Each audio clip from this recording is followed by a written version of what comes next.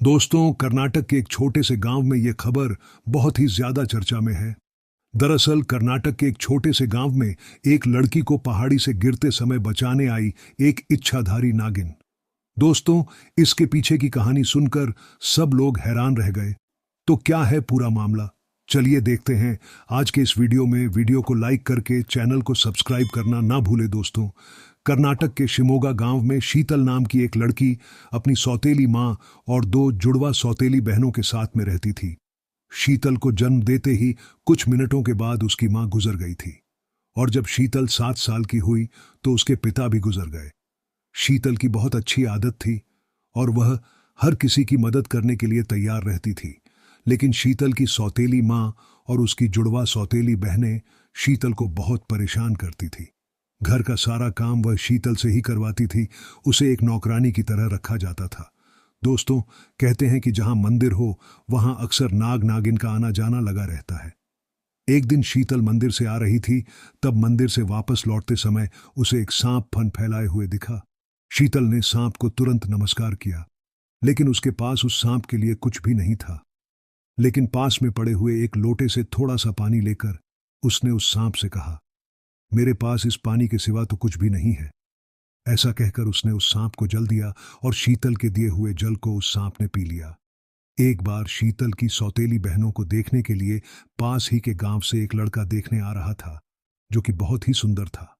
उस दिन शीतल की सौतेली मां ने उसे मंदिर नहीं जाने दिया। उसने शीतल को बोला, तुम्हें खाना और पकवान बनाने हैं, हमारे घर की अच्छे तरीके से सफाई कर लो, और हाँ, गलती से भी मेहमानों के सामने अपना बेकार सा चेहरा लेकर मत आ जाना। बेचारी शीतल मंदिर ना जाने के कारण बहुत उदास रही, लेकिन उसकी सौतेली मां ने जैसा उससे कहा उसने वैसा ही किया। जब दूसरे गांव के मुखिया का लड़का शीतल के घर आया तो शीतल की सौतेली बहन उसे देखते ही खुशी से पागल हो गई, क्योंकि वो लड़का देखने में बहुत ही सुंदर था, बहुत ही स्मार्ट था। शीतल की सौतेली मां ने मेहमानों की खातिरदारी की, लेकिन शीतल को रसोई घर में ही बंद करके रख दिया। लेकिन जब लड़के के परिवार वाले अपने घर की तरफ जाने लगे तो गलती से वह लड़का अपना फोन उनके घर में ही भूल गया, और उधर शीतल की सौतेली मां ने उसे रसोई घर से निकाल मेहमानों के बर्तन समेटने के लिए कह दिया और बर्तनों को रसोई घर में ले जाकर धोने के लिए कह दिया। अब जैसे ही शीतल उस जगह पर झूठे बर्तन उठाने के लिए पहुंची, तभी वह लड़का भी अपना मोबाइल लेने के लिए वापस आ गया, और उसने जब शीतल को देखा तो शीतल को देखते ही उसके चेहरे की सादगी और उसकी खूबसूरती का वह तो दीवाना हो गया। शीतल फौरन वापस से रसोई घर की तरफ भागी, लेकिन लड़का भी उसका पीछा करता हुआ वहीं जाने लगा। लेकिन इसी बीच उसकी सौतेली मां ने उसे रोक लिया। अरे, ये तो घर की नौकरानी है, तुम इसका पीछा क्यों करे जा रहे हो? लड़के ने बताया, उसे उस लड़की से प्यार हो गया है, और अगर वह शादी करेगा तो सिर्फ और सिर्फ उसी लड़की से करेगा। अब इतना कहने के बाद वो उस दिन वहां से निकल गया। लेकिन इधर शीतल की सौतेली मां और शीतल की दोनों सौतेली बहनों ने काफी गुस्सा किया। शीतल की सौतेली मां हर हाल में चाहती थी कि वह लड़का उसकी अपनी दोनों बेटियों में से एक के साथ शादी कर ले, और इसके लिए वो कुछ भी करने को तैयार थी। यहां तक कि शीतल को मारने के लिए भी वह तैयार हो गई। ठीक अगली सुबह शीतल की सौतेली मां का व्यवहार शीतल के लिए अचानक से बदल गया।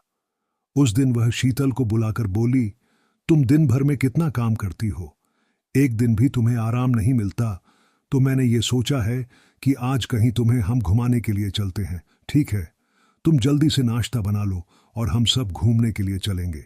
अपनी सौतेली मां के मुंह से यह प्यार भरे शब्दों को सुनकर शीतल बहुत खुश हुई।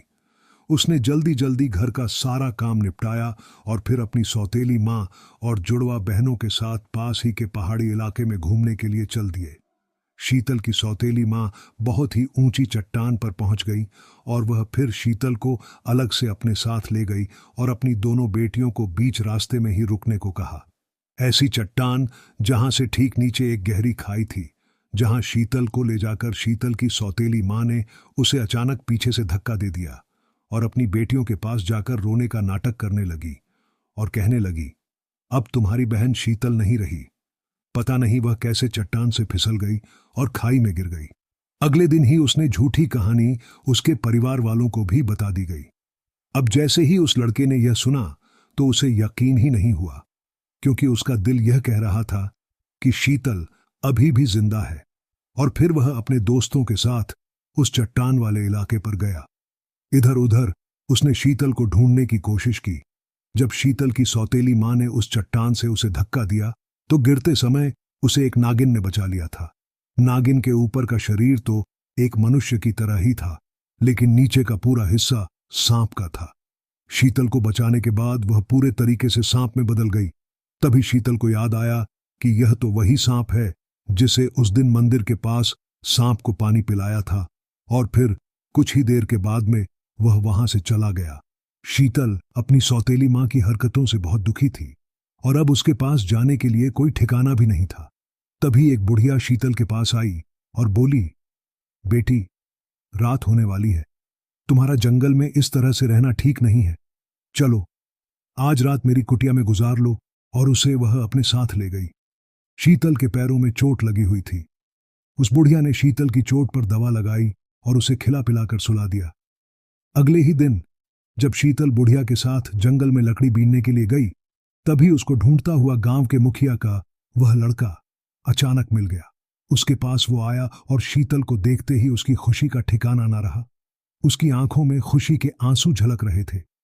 वह लड़का शीतल से बोला, ऊपर वाले का लाख लाख शुक्र है कि तुम जिंदा हो। अब मैं तुम्हें अपनी आंखों से ओझल नहीं होने दूंगा। मैं तुमसे बहुत प्यार करता हूं और तुमसे शादी करना चाहता हूं। चलो तुम मेरे साथ। उधर शीतल ने भी हां कर दी, लेकिन शीतल को यह याद आया कि वह तो उस बुढ़िया के साथ थी, परंतु जब वह पीछे मुड़कर देखती है तो वहां पर कोई भी नहीं था। शीतल जब उस लड़के के साथ उस बुढ़िया की झोपड़ी के पास गई और वहां पर भी देखा तो कोई भी मौजूद नहीं था। दोस्तों, शीतल को यह समझने में देर नहीं लगी कि जिसने उसको चट्टान से गिरने से बचाया था और फिर उसे बुढ़िया बनकर झोपड़ी में ठहराया था, शीतल ने उसे दिल से शुक्रिया किया, उस नागिन का शुक्रिया किया। दोस्तों, इसके बाद शीतल उस लड़के के साथ चली जाती है और फिर उस लड़के के साथ उसकी शादी हो जाती है और फिर शीतल का अपना हंसता खेलता परिवार बन जाता है।